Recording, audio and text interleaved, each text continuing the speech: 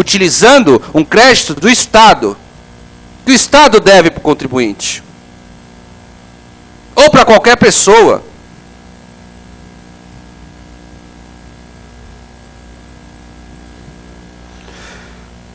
Dentro dessa sistemática, eu trago essa questão da elisão e da evasão fiscal de uma forma muito tranquila, já não nos termos internacionais, mas de uma forma um pouco menos privilegiada no nosso país, infelizmente, no que toca à elisão e evasão fiscal. Vejam, como eu disse para vocês, na elisão fiscal, nós utilizamos de meios legais, ao passo que na evasão fiscal nós não utilizamos esses meios legais, utilizamos de meios fraudulentos, de simulação, de sonegação de tributo. Olha que interessante. Quando nós nos apropriamos de algum crédito decorrente de precatório e vamos diminuir um passivo tributário de uma empresa, nós podemos utilizar, e eu vou depois desenvolver melhor essa questão, de duas sistemáticas, seja a compensação constitucional, seja a compensação infraconstitucional de tributos, através da utilização de precatórios. Quando você segue esses princípios norteadores da elisão fiscal, princípio da legalidade e especificidade conceitual, você verifica o seguinte: bom, existe a possibilidade de eu utilizar um crédito constitucionalmente previsto, a viabilidade da utilização dele, para que eu possa diminuir minha carga tributária. E aí, em muitas das vezes, quando você faz uma petição lá, informando, por exemplo, a Receita Federal, que você está compensando um crédito de precatório com o tributo devido, fala que você está cometendo uma fraude. Vejam, eu antecipo uma visão minha aqui. Qualquer crédito hoje, devido pela União, reconhecido pelos tribunais, para mim é extremamente passível de redução do passivo tributário de uma empresa. Em especial, o precatório. Em especial, o precatório. Uma dívida incontestável do Estado. Uma dívida que já deveria ser paga na sistemática constitucional, onde eu faço o orçamento daquele determinado valor até a metade do ano e posso pagar até o final do ano que vem. Eles já têm muito tempo para nos pagar. E quando não pagam, doutor, a Constituição diz, olha, você pode compensar. Só que a administração pública fala, não é bem assim, não pode compensar muito, não, porque a compensação não é viável aqui. E aí estão utilizando de meios que não são legais. E aí você não reduz o seu passivo tributário, e aí você não pode trabalhar com a elisão fiscal. E aí a gente volta a alguns termos direcionado à Alemanha pós-guerra. Isso é muito interessante, porque do anteprojeto do Código Tributário alemão, vejam, um país que acabou de passar por uma guerra, ele precisa arrecadar muito dinheiro para se reestruturar. E a visão quanto a qualquer tipo de sistemática que afete o recolhimento de tributo do Estado, ele vai, de uma forma muito opressiva, de uma forma muito violenta, cobrar esse valor do contribuinte. E hoje nós utilizamos aqui, eu falo com maior tranquilidade, a sistemática do anteprojeto do Código Tributário Nacional da Alemanha. Uma sistemática pós-guerra. Uma sistemática extremamente violenta e desfavorável ao contribuinte, e sem dúvida alguma, a sistemática utilizada internacionalmente através do planejamento tributário.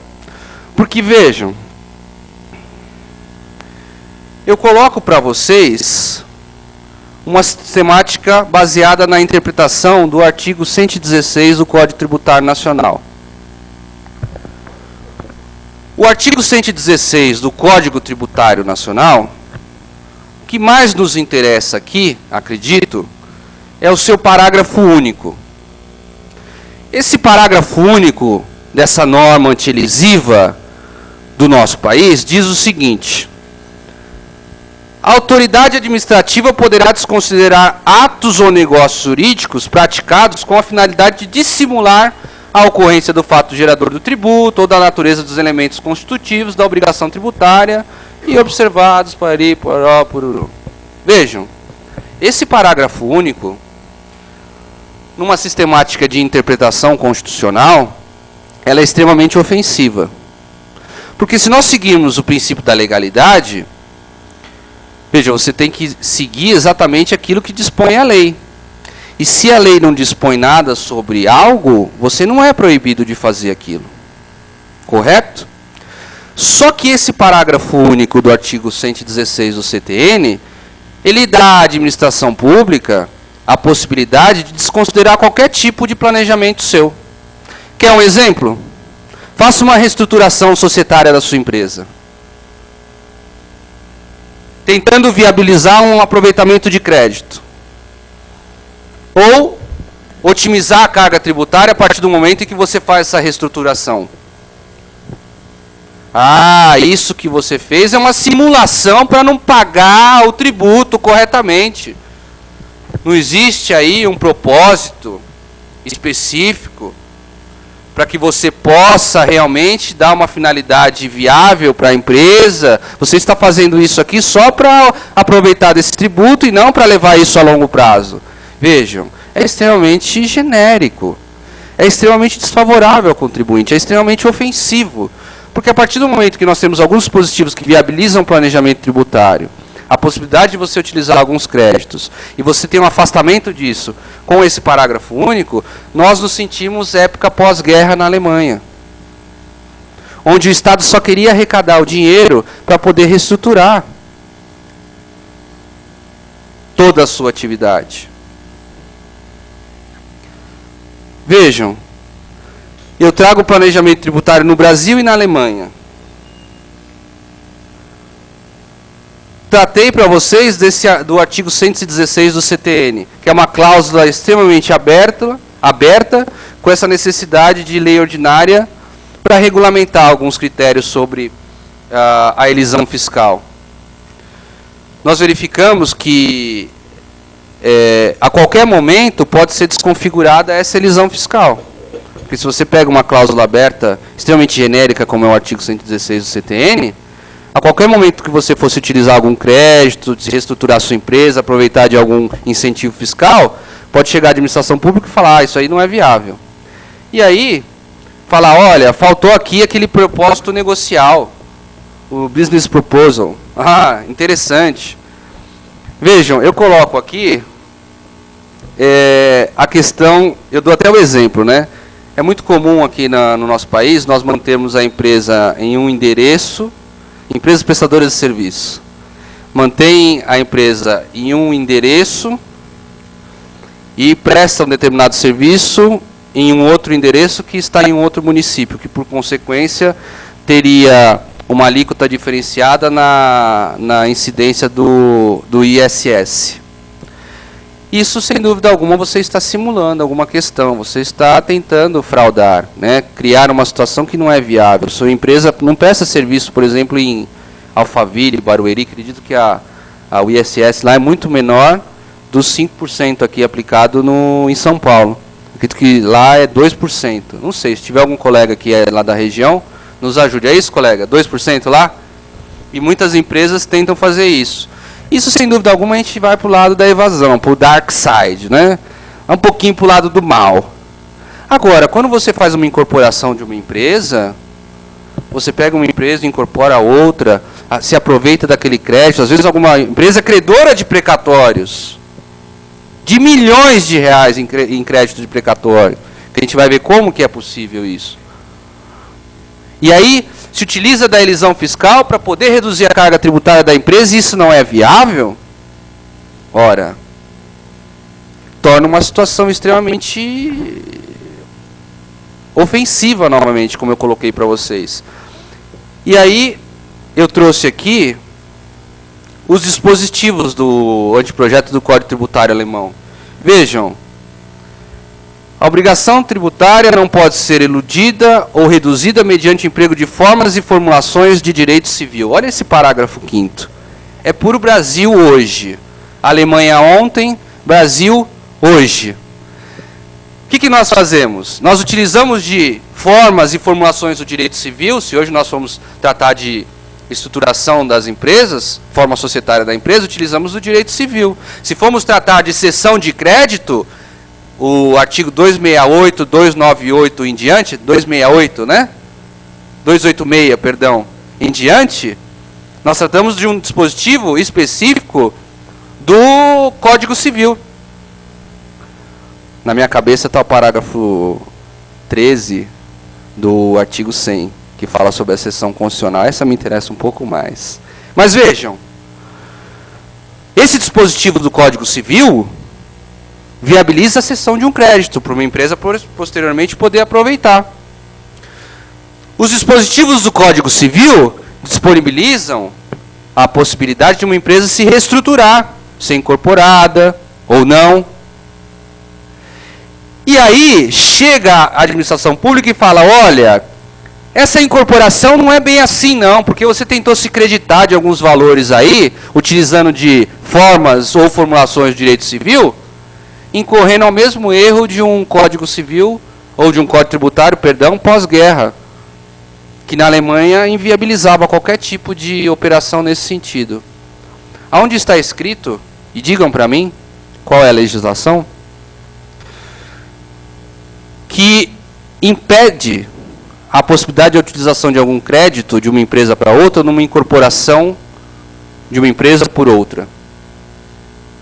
Em nenhum lugar. O artigo 5º, como eu disse para vocês, no seu inciso 2, ele fala que ninguém será obrigado a fazer ou deixar de fazer alguma coisa, senão em virtude de lei. Existe essa lei que nos impede isso? Ou que nos impeça isso? Existe uma lei genérica, o parágrafo único do artigo 116, que tenta ofender este artigo aqui da Constituição. E isso nós não podemos permitir. Porque, vejam,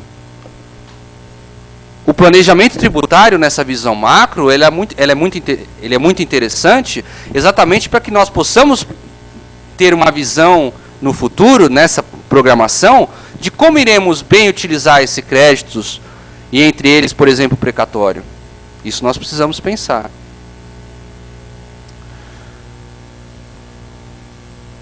Passamos para o planejamento tributário na prática.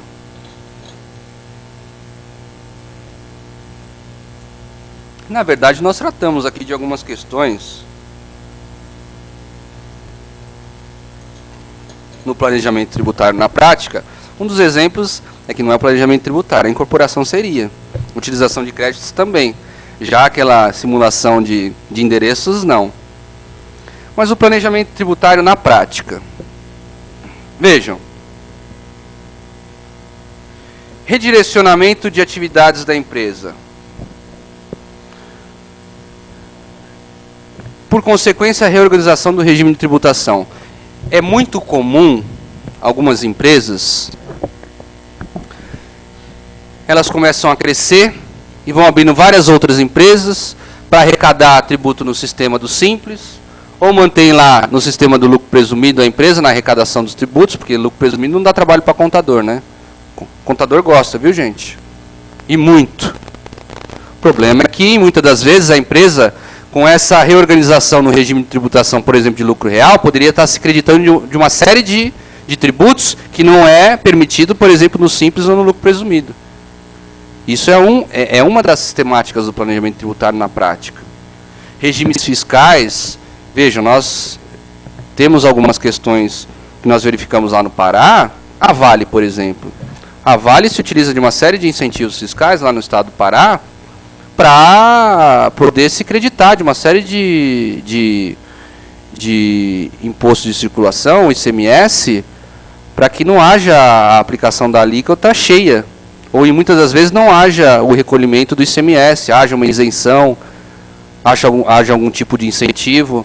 Isso a gente tem que pensar também, antes de utilizar o precatório em si. Por que eu bato novamente nesse ponto? Porque, em muitas das vezes, nós estamos pensando na dívida, quando, na verdade, nós teríamos que olhar para trás e pensar no crédito. A empresa, antes de pagar a conta, ela precisa ver quanto que ela tem de dinheiro. E não quanto ela tem de dinheiro no banco. Quanto ela tem de dinheiro debaixo do banco do empresário. Que é aquela imagem que nós verificamos aqui. Em regra, até nós, profissionais, às vezes olhamos para frente. Não, você recebeu um auto de infração, já vamos impugnar, tá? Vamos impugnar para suspender a exigibilidade do crédito tributário. Ótimo. Mas daqui 3 meses, 5, 1 ano, 2, talvez até 4 anos, quando chegarmos na discussão no CARF, isso vai cair. Mas se tivéssemos lidado com a matéria toda, antes da utilização de qualquer tipo de crédito, na matéria, na sua essência, no mérito dela, na cobrança em si, se é viável ou não, será que nós não teríamos reduzido esse valor que está em cobrança? Essa é a proposta de hoje, gente. A proposta de hoje é, antes da utilização de qualquer tipo de crédito, em especial precatório, nós nos atentarmos ao planejamento. As empresas necessitam disso. As empresas hoje mantêm um passivo tributário tão alto, porque muitas das vezes ela não trabalha com essa sistemática do planejamento tributário. Não trabalha, por exemplo, com os incentivos fiscais, como está colocado aqui. Não trabalha, por exemplo, com a recuperação de créditos. Veja, a recuperação de créditos. Qualquer empresa hoje pode averiguar qual a sistemática dos últimos 5 anos de recolhimento do tributo, para posteriormente se creditar desse valor. Quem que faz isso, gente? Pouquíssimas empresas fazem isso. E aí, esse ponto da administração e redução do passivo tributário é o ponto que já vai dar um gancho para a utilização do precatório em si, que é o tema complementar dessa nossa palestra. O que tem a ver essa súmula vinculante número 8, doutor? O que tem a ver a súmula vinculante número 8? Bom, em primeiro lugar, estamos a falar aqui do planejamento tributário.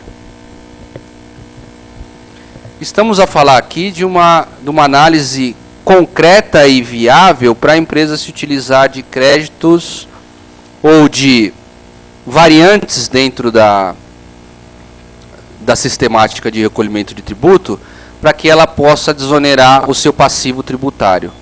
E o que isso continua tendo a ver com a utilização do precatório para a diminuição da dívida tributária? Por uma lógica, né? Hoje, algumas empresas de imediato adquirem precatórios, e vamos aqui utilizar a sistemática do precatório para baixar o passivo, doutor. O passivo de, às vezes, e muitas das vezes, 10, 20, 30, 40 milhões de reais. Empresas que têm passivos de mais de 100 milhões de reais. Sabemos disso. Agora, como que você vai utilizar um crédito precatório, por exemplo, que nós chegaremos lá na sistemática da aplicação do precatório. Mas como que nós vamos já utilizar um precatório, sugerir que se utilize o precatório em uma determinada empresa, se antes nós não verificamos se essa dívida está decaída ou prescrita?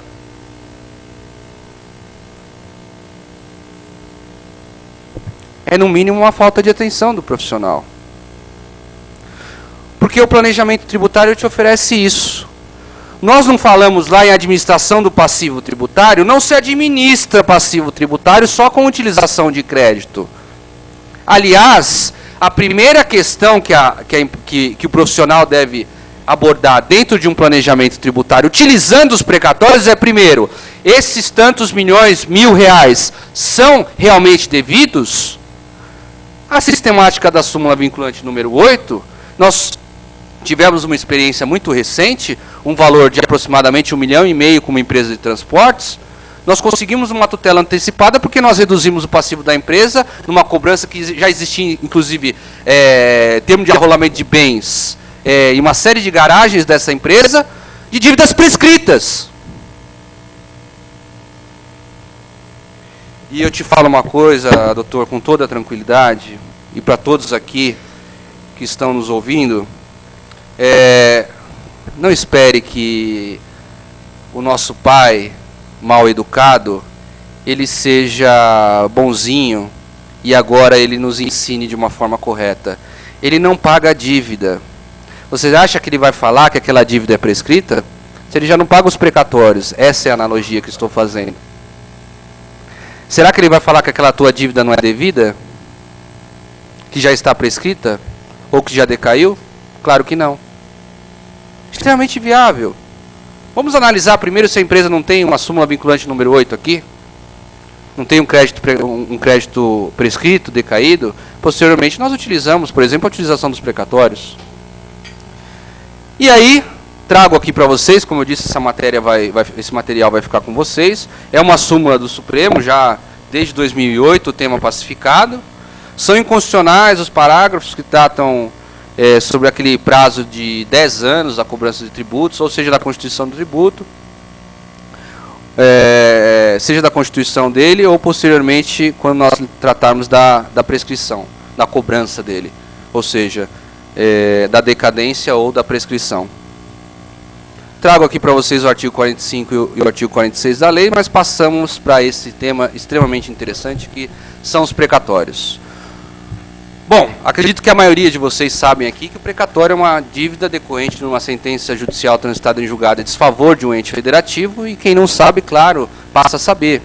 Porque se uma pessoa toma um tiro indevido aqui na calçada, ou é atropelada por uma ambulância aqui do Estado, ou se um profissional, funcionário público, ele tem uma atualização de um determinado salário e isso não é aplicado, e depois o sindicato ajuiza uma ação e ele tem que rever aqueles valores que não foram pagos, como que o Estado vai ressarci-lo de todas essas questões? Bom, o Estado, diferentemente da execução que ocorre conosco aqui, doutor, se eu estiver devendo R$100, R$1.000, 1 milhão, quantos reais para o senhor já sabe, eu tenho certeza disso, utiliza no seu dia a dia aí, a chamada e a famosa penhora online. Imagina se todos nós fôssemos penhorar online o Estado, né? Quebrava, né? De uma vez por todas. E não pode, nós sabemos da inviabilidade do ônus no patrimônio público, e isso faz com que nós tenhamos uma sistemática toda constitucional na abordagem desse tema, para que seja primeiro orçamentado um valor, para que depois seja pago. O Estado de São Paulo está pagando precatório de 1999 e por aí afora.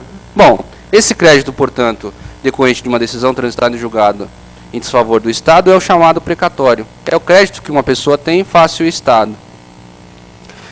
Eu trouxe aqui para vocês, de uma forma muito simples, né, uma evolução que eu acho bem interessante, porque o precatório hoje a gente tem que utilizar com uma visão mais, eu não diria na visão do neoconstitucionalismo. Eu estou tentando entender o que é uma Constituição ainda, para já trabalhar com o tema de neoconstitucionalismo. Eu estou tentando trabalhar com constitucionalismo ainda, como que eu vou abordar o neoconstitucionalismo, né?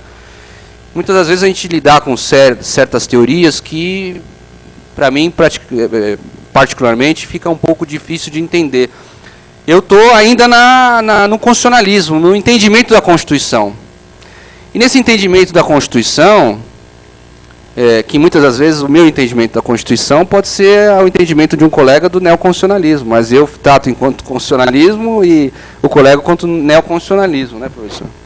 Mas nessa visão ainda constitucional, seja em 46, em 67, 69, com a evolução da sistemática do precatório, já com determinando o valor específico para que fosse orçamentado, posteriormente com a Constituição de 1988 e a emenda constitucional número 30, com o poder liberatório para poder fazer o encontro de contas com o tributo, eu começo a enxergar, dentro dessa sistemática que eu coloco para vocês do constitucionalismo, uma aplicabilidade e efetividade da norma constitucional. Ou seja, alguns dispositivos constitucionais que nós já verificamos a aplicabilidade imediata, sem a necessidade de você ter à disposição uma lei específica para que possa regulamentar um dispositivo constitucional e, sem dúvida alguma, para que você possa corrigir algumas injustiças aplicadas durante anos, principalmente com o não pagamento de dívidas do Estado e você efetivamente fazer algum uso desses créditos que o Estado hoje tem face vários contribuintes. Vamos sair dessas histórias e passamos para os dados atuais, de 2012. Todos conseguem enxergar perfeitamente? Eu vou ler para alguns de vocês, são dados do CNJ em 2012. Em 2012, esse ano, a dívida atual dos precatórios é de 94 bilhões de reais. Para quem não está enxergando aí no fundo, saibam que isso é extremamente preocupante. Quando você lidar com uma cifra dessa, onde só a região sudeste detém 70% do calote, e vamos colocar que desses 70% do calote, pelo menos 50% é do Estado de São Paulo, algo nos preocupa. Alguma interpretação constitucional devemos ter dos dispositivos que tratam do precatório para que não haja essa injustiça, para que não haja essa não aplicação da Constituição. Quando a Constituição prevê desde 2000 a possibilidade de você fazer o encontro de contas com o Estado, e o Estado, e muitas das vezes até os tribunais, afastam essa possibilidade. Ora, isso é no mínimo É engraçado. Estava lendo outro dia um livro de Cícero. O livro se chama...